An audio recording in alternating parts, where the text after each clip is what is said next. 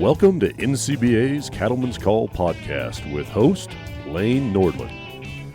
The questions and views presented in this Cattlemen's Call episode are not the opinions of the National Cattlemen's Beef Association. This conversation is intended to get the perspective of Professor Myles Allen and is not representative of NCBA's views or policy priorities. With that in mind, here's our conversation with Oxford professor and physicist Myles Allen. All right, everyone. Welcome back to the Cattlemen's Call podcast. Lane Nordland joining you here today, and we're going to have a chance to sit down with Dr. Myles Allen for today's conversation. He is internationally renowned on the sustainability front, and he is the Sustainability Forum keynote speaker during CattleCon 2024. Now, Dr. Allen is a professor of geosystem science in the Environmental Change Institute, School of Geography and the Environment and Department of Physics at the University of Oxford. So he is on the ground here in Orlando during CattleCon, talking with cattlemen and women, and of course sustainability, a very key topic in agriculture. And we continue to learn more. We're learning more how to define it. There's different definitions of it. But Dr. Allen, thank you for joining us here today on the Cattlemen's Call. Well, thank you very much for inviting me on. Well, I guess, what's your experience like coming over the pond, and how long are you here in the States for? I've been here for a few days, giving talks at universities. I've been down in Texas. Had some great steak. They do have great steak in Texas. Yeah. Well, share about your background a little bit. Growing up there in the UK, but also your studies and how you found yourself at Oxford. Well, I'm a physicist by background, and so I study the way changing greenhouse gas concentrations are affecting our climate. I've been doing that since the early 1990s. I started off working on natural climate variability, and then around the sort of mid-90s, it became clear that there was more going on than just natural changes, and that was the time I started working on trying to quantify exactly how our activities are affecting global climate, because it's important. It's really important to be quantitative about this. There's a lot of opinion out there, so we really focus on the evidence. Mm-hmm. And I hope we can dive into that evidence too. You said before we started the show that you have some numbers to share, so sure. I'm intrigued and excited. I'm a numbers guy. Yeah. Well, we enjoy those too. And one thing I know that you'll be discussing here at the CattleCon is the Oxford Net Zero program. I understand you're the director of that. Expand upon what that program is. Well, back in Net Zero really came out of some work we did back in the 2000s, where we established that you needed to get to net zero carbon dioxide emissions, meaning we had to be taking carbon dioxide actively back out of the atmosphere at the same rate that we're putting it in if we're going to stop global warming. And so that was really the big result which came out in the late 2000s and led on into the Paris Agreement, and countries around the world now have all all countries have signed up to the goal of reaching net zero around the middle of this century in order to stop global warming, which is great, and that's obviously a great progress in countries acknowledging what they have to do. Fair to say, less good progress in actually doing it. Emissions are still rising, and that's driving continued global warming, as we all know. The sort of topic that has really drawn me into conversations with cattlemen was taking that work forward, was something we did a few years later, looking at what it meant for methane. And because methane is a very different greenhouse gas to carbon dioxide. They're both greenhouse gases, they both affect our climate, but they affect it in very different ways. And dealing with those different ways is actually an important area of research and something I've done a lot of work on. So when you look at that methane, because I know there's quite a lot of advancements that nutritionists are looking at with feed additives to reduce methane emissions in feedlots and other key areas of cattle management. What are some of the tools that you've worked with or maybe helped develop when we're looking at studying methane? So it's important to stress I'm an atmospheric physicist, so I study what happens to the methane after it gets into the atmosphere. I mean, there's others here who work on ruminant agriculture and so on. So, I wasn't asking you to be a nutritionist yeah, either. Absolutely. I wouldn't want to step out of my field. There's nutritionists present who will keep an eye on me. But no, what I can do is quantify the impact of these interventions. And that's actually really important because, if you're going to ask farmers to do something which might cost money, in fact, some methane inhibitors actually potentially have a financial benefit as well, because the cow can make better use of the calories they consume. But nevertheless, the chances are any intervention is going to come at a cost. So we need to work out what's the benefit, and that's the work I do. Is how do interventions we can make to reduce methane emissions, how do they pan out in terms of benefit on global climate? And the benefit can be considerable. That's the important point. So can you tell me more about the tool GWP and what that is? Well, the GWP is the standard way that we compare. It's more a comparison tool than a measurement tool. The standard way governments compare greenhouse gases is they use essentially an exchange rate between methane and carbon dioxide, and the standard exchange rate is 28 tons of carbon dioxide for 1 ton of methane. So that immediately tells you, okay, so it sounds like methane is quite a powerful greenhouse gas. Indeed it is. But the problem with the standard, this standard measure, is it doesn't actually represent the impact of methane emissions on global temperature. And since it's global temperature that we're trying to control, this is a problem. And what we've worked on is ways in which you can improve the way we compare different greenhouse gases so as to better reflect their impact on global temperature. Mm-hmm. Now, obviously, there's the conversations. It doesn't matter where it's at, but countries and organizations have really made a push to hit net zero by specific dates. 2050 is one that comes to mind. Can you explain to listeners what this means, how countries or organizations want to achieve that, and what's maybe the difference between net zero and climate neutral? Yeah, well, the Intergovernmental Panel on Climate Change is very clear on what it takes to stop global warming. We need net zero carbon dioxide emissions, and we need declining emissions of other greenhouse gases like methane. So crucially, we need to get carbon dioxide emissions, which are 80% of the problem, to net zero. And that's something that agriculture can actually really play an important role in, because agriculture can be carbon negative. Agriculture can actually actively take carbon dioxide out of the atmosphere through different land management systems, for example. So, and in fact, agriculture's contribution, depending on where you are in the world, agriculture's contribution to carbon dioxide emissions varies considerably. In some parts of the world, as we all know, agriculture is still contributing to deforestation, and that's contributing to carbon dioxide emissions. But that needs to be stopped, and countries have resolved to stop it, and they're making quite good progress in doing so.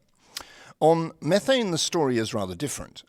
Methane is intrinsic to the way ruminants work. I mean, it's part of the rumination generation of the bacteria that generate the methane is part of the rumination process. So eliminating methane emissions completely from ruminant agriculture would be very difficult. And this is why I think many in the livestock industry are rather nervous about hearing calls for net zero, because it sort of almost sounds like net zero livestock. But that's the important message I've got to communicate at this conference, is that provided we get methane emissions under control, because methane is a relatively short-lived greenhouse gas, so if you release methane into the atmosphere, unlike carbon dioxide, which hangs around for thousands of years, within 10 years, 2/3 of the methane is already oxidized in the atmosphere. It's converted to carbon dioxide, but since it came from grass in the first place, you don't need to worry about that carbon dioxide. So it's that difference in behavior of methane that makes the difference in what we need to do to actually achieve climate neutrality for agriculture.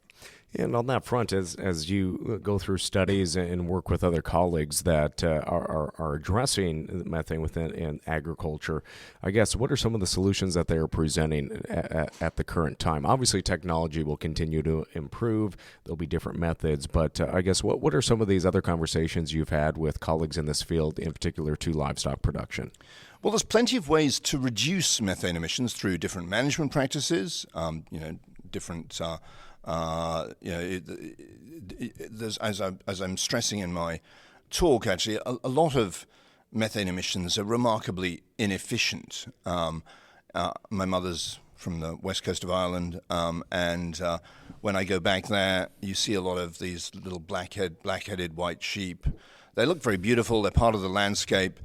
They're economically completely unproductive. I mean, they're only there because of a subsidy regime of 20 years, 30 years ago.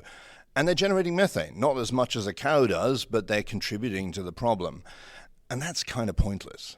Now, we don't want to turn around and, I wouldn't take the risk of turning around and telling a Mayo farmer what to do. But on the other hand, we could be putting incentives in place so that it doesn't make sense for farmers to do things that harm the environment and don't actually have any economic value. So it's important to stress that we need to, there's a lot of methane emissions out there that really are completely unnecessary and can and should be eliminated. But the important message I've got for this conference is that if we actually focus on the warming impact of emissions rather than this outdated notion of carbon footprinting, this idea that you can multiply your methane emissions by 28 and you get this carbon footprint, which, as I said, doesn't reflect impact on warming, you actually increase the incentives to reduce methane emissions. You actually reward farmers for the benefit they're providing to the climate by managing herds more efficiently and reducing their methane impact. What is the dialogue like when you have the opportunity to speak face-to-face with producers here in the United States? Obviously, this is a very serious subject for them. It's something they don't take lightly. There's a lot of fear along with it, too. When there's a lot of unknowns as well. But what are some of the frank conversations you have with livestock producers while you're here in the United States, and what are some of the questions that they specifically are asking you or want clarification on, or what are some myths that maybe that you can try to debunk possibly? Yeah, well, I think it's really important to focus on the numbers, and I think farming is driven by numbers. Farmers they're very responsive to evidence, and they want to know what's going on, and that's what I really emphasize. As I say, and it's not particularly complicated. And it's one thing which I also find farmers are very suspicious of is some academic telling them, condescendingly, this is what you should do, and I'm not going to bother to explain to you why. No farmer's going to accept that for a minute. So I do like to explain to people, how we do the calculations, and it's as I say, it doesn't. You can get a pretty good idea of the impact of your herd on global temperatures. If instead of just multiplying your methane emissions, farmers can calculate their methane emissions. One cow is producing roughly 100 kilos of methane per year, depending on how it's managed and so on. But that's a ballpark number. And again, you can look at breeds and so on. There's a lot of research done on how different breeds and different sizes of cattle produce different amounts of methane. And I'm trying to remember to say methane because I know that's the pronunciation you use in the US. We say methane. Oh, okay. Good to know. Anyway, but tomato, and all that. Anyway, but so the standard carbon footprint involves just multiplying your methane emission by 28. If you want to work out the actual impact of your methane emissions on global temperatures, you need to multiply your current emissions, where you are now, by a much bigger number, 128, but you also need to subtract the emissions that your farm was producing or your herd was producing 20 years ago, multiplied by 120. I hope your listeners don't mind the numbers here, but they can make some notes here and go back over it. They can rewind and work it. So the point is, if you think about those two numbers, the difference in 128 and 120 is relatively small. So if you have a steady herd, it's not causing that much global warming. It still is causing some. But if it's a steady herd, it's causing about 3.5 times less warming than you would think it was causing based on its traditional carbon footprint. Okay, now wait a minute. So farmers will be immediately switching off the podcasting. I'm out of here. It's not as bad as I thought. Okay, but wait. There's a catch. I'm sorry about this. The catch is that if you increase your herd size, then you need to multiply those new methane emissions by that much bigger number, 128. So for 20 years after any increase in your herd size, that increase is causing considerable additional warming. Then after 20 years, everything sort of levels off again and you're back to where you were before. Then where it gets that was the but. Now there's a but. And here's the benefit. Here's where farmers really need to focus. If you reduce your methane emissions, possibly by reducing the herd size, or better still, as you were saying, by using methane inhibitors, then you can actually compensate the cooling impact of those reductions can compensate for the warming impact of the other cows or the remaining emissions, and you can end up with a herd that's no longer causing any global warming at all. Or you can go even further than that and actually reduce emissions faster. If you can reduce emissions faster than 10% over 30 years, which is the sort of critical reduction path we need to stop the herd from causing any further global warming, then you can actually benefit the planet by actually drawing down global temperatures, compensating for the warming that might be caused by other sectors. So this is where, I think if we can, it's not that complicated to get this right. And if we did get it right, we would actually reward farmers for the benefit they're providing the rest of the world in reducing methane emissions. So to conduct these, to make your conversions and do the equation correctly, who's going to be carrying that out? Is it going? And I know it's going to be different based on which country it is and whatnot, but is it going to be more of a voluntary approach in the EU, in the UK, in other nations? Because I know our folks listening right now, I can just hear people, I'm putting my foot down.